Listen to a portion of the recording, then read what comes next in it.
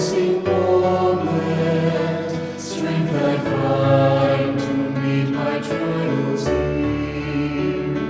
Trusting in my Father's wise bestowment, I've no cause for worry or for fear. He whose heart is kind beyond all measure gives unto each day what he deems best.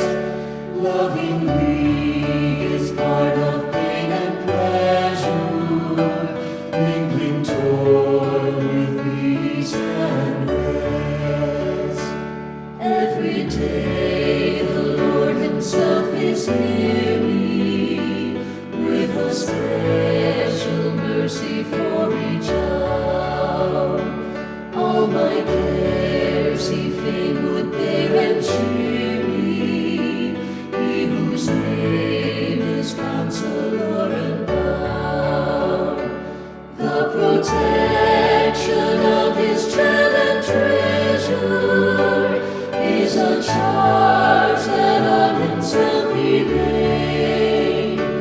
As thy days, thy strength shall be in measure, this the pledge to me he made. Help me then in every tribulation, so to trust thy promises, O Lord, that I lose not faith's sweet consolation, offered me within thy holy word. Help me, Lord, when toil and trouble meeting, ere to take as from a father's hand, one by one the days, the moments fleeting, till I reach the promised land.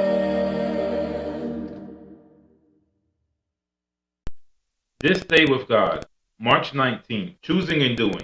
Who his own self bore our sins in his own body on the tree, that we, being dead to sins, should live unto righteousness, by whose stripes ye were healed. 1 Peter chapter 2, verse 24. It is because he, Christ, has borne the punishment in his own body on the cross, that man has a second probation. He may, if he will, return this loyalty. But if he refuses to obey the commands of God, if he rejects the warnings and messages God sends, choosing rather the words of fallacy spoken by those who echo the word of the deceiver, he is willingly ignorant, and the condemnation of God is upon him. He chooses disobedience because obedience means lifting the cross and practicing self-denial and following Christ in the path of obedience. The natural mind leans toward pleasure and self-gratification, and it is Satan's policy to manufacture an abundance of this, that they may be filled with excitement, leaving men and women no time to consider the question, how is it with my soul? The love of pleasure is infectious. Given up to this, the mind hurries from one point to another, ever seeking for some amusement. The ability to enjoy the riches of glory will be developed in proportion to the desire we have for these riches.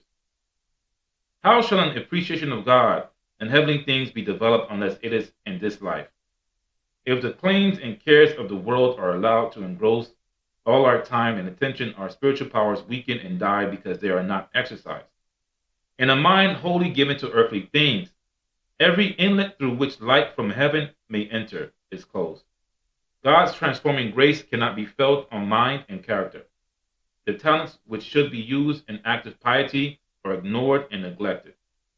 How then can a response be made when the invitation is heard? Come, for all things are now ready. Luke 14:17. How is it possible for a man to receive the commendation, well done, good and faithful servant, when he has been disobedient, unthankful, unholy? He has trained the mind to disregard God's plainest requirements, to dislike religious things. He loves the things of earth more than the things of heaven. Obedience to God's commands will enroll our names in the Lamb's book of life, for we are made partakers of Christ. Hebrews chapter 3, verse 14.